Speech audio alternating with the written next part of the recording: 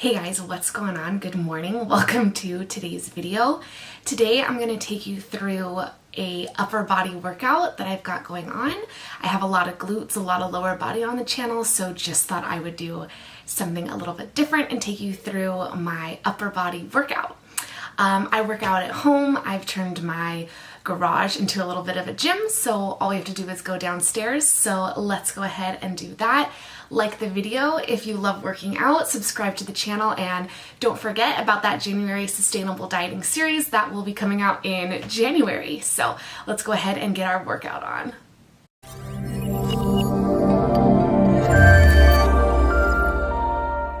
Alright, so like I said, I work out in my garage, so here we are. I'll start with a warm-up. Honestly, my warm-up's not very impressive. I admit it could use some amping up, but in my defense, at least I am doing some sort of a warm-up, and that counts. Anyways, I'm starting with some arm circles. I'll do 10 backwards, and 10 forward on both sides. After the arm circles, I grab this wooden stick I have that's basically a PVC pipe. I'll do alternating overhead presses from the front and back rack positions. Ultimately, I'm just trying to pre-exhaust my shoulders. Personally, so this may vary for you, I've just found I've been able to feel and target my shoulders more once they're already a little fatigued.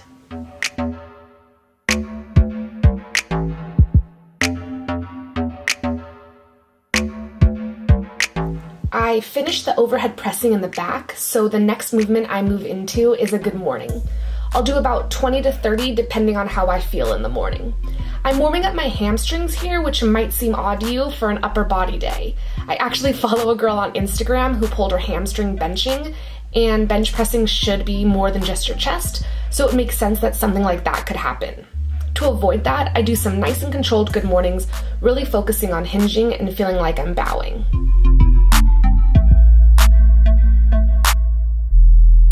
The final movement I do is called a shoulder dislocation. I bring the bar up as high as I can behind me and hold for the count of 3. This helps even things out since we don't typically move in this direction, but it's still something we want to be able to do.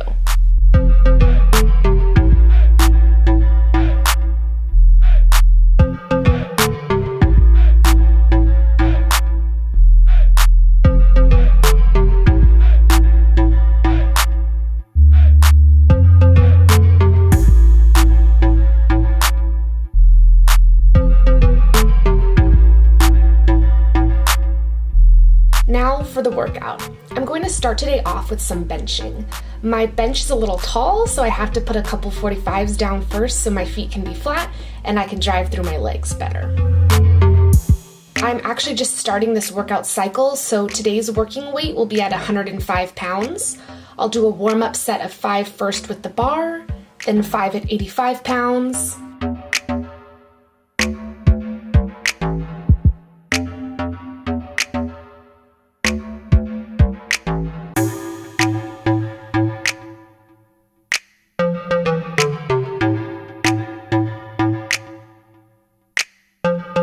move to 95 pounds for 3 reps,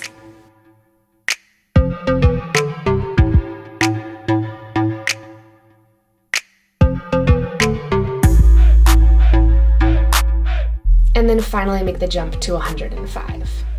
As I set up, I think about feeling my feet strong against the plates they're on, try to pack my shoulders and squeeze my lats, and that should help give me a big, tall chest.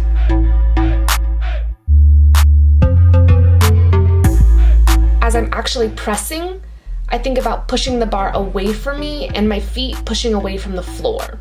This helps make a bench press a full body movement instead of just an upper body or chest only movement.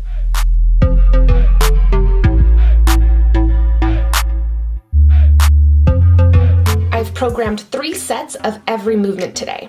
My reps, on the other hand, are not so concrete. Basically, I'm aiming for 6 to 12 reps for everything I do today, just staying 2 to 3 reps away from technical failure. Ultimately, that means I don't always do more work every week for every single exercise, but it does ensure I prioritize form, which is going to be better for me in the long run concerning both injury prevention and muscle development.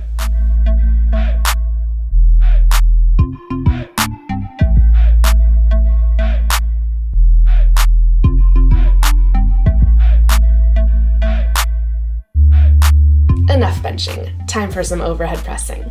I'm gonna do 3 working sets again, this time with the weight at 65 pounds. But first, I'm going to do some warm-up sets. I start with the bar for 5 reps, move to 45 pounds, 55 pounds, 60 pounds,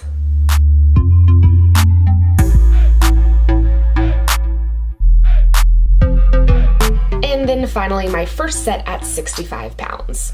Before I even take the bar off the rack, I make sure my shoulders are packed and tight, almost exactly like I was for my bench setup. As I'm pressing, I think about keeping my glutes tight, pulling my belly button in, and breathing, something I can forget to do from time to time. I want bigger, more defined shoulders, so overhead pressing is a staple part of my exercise routine. Back exercises seem to be a bit more difficult for me to get creative with out in the garage. To really light up my lats, I've put together this superset of pull-ups and wide grip inverted rows. That means I perform a set of pull-ups and then go directly into the wide grip rows without taking a rest period first.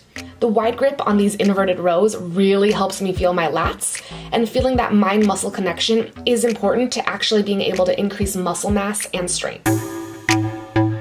I'm not the best at pull-ups. Getting more than 3 in a row is a pretty big deal to me, but something I can do to work on my strength without actually having to do more pull-ups is to really control the eccentric part of the movement, and to do so in a tabletop position with my legs at 90 degrees, as you can see here. This is just another angle of the wide grip inverted rows, so you can see what I'm doing a little better. You can also do these with TRX straps, with your hips in a bridge position, or even with your feet elevated to increase the intensity.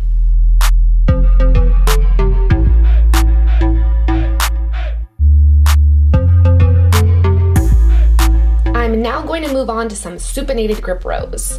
A supinated grip means my palms are facing forward or away from me, and I'm using more of my biceps. I placed these after the pull-ups and inverted rows specifically because there is more bicep involved, and your biceps can handle higher volume, whereas if I were to do these before my pull-ups, I probably would be doing even less than 2 pull-ups a set, and that's not what I want. While I'm rowing, I'm thinking about keeping a flat back, pulling my belly button in, and bringing the bar as close to my belly button as I can. Today I did 95 pounds for 3 sets of 10. We're gonna wrap this workout up with some skull crushers. I'm looking to get some extra volume in on my triceps, so I'm going to do a huge set where I start with 15-pound dumbbells and do as many as I can while still staying 2 to 3 reps away from technical failure.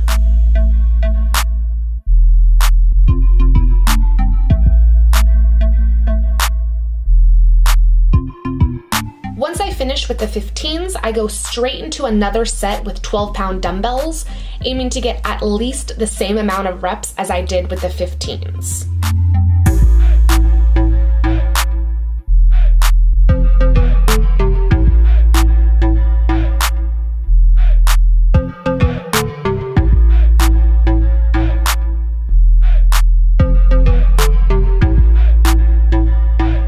And repeat again with the 8-pound dumbbells. I did 3 sets like this and my triceps were sufficiently pumped up afterward. I really like this as a way to increase volume while only doing 1 tricep specific exercise per week.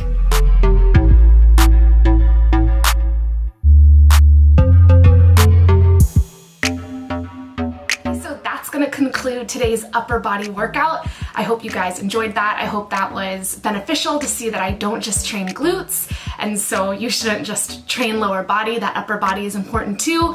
And if you want to develop your upper body, or you want to have a leaner upper body, leaner arms, leaner back, whatever, you're going to want to do some upper body weight training. So hopefully I showed you some exercises that you can incorporate into your next workout or into your upper body plan. Make sure you guys like today's video, subscribe to the channel. Don't forget about that sustainable dieting series coming out in January, and I will see you guys next time.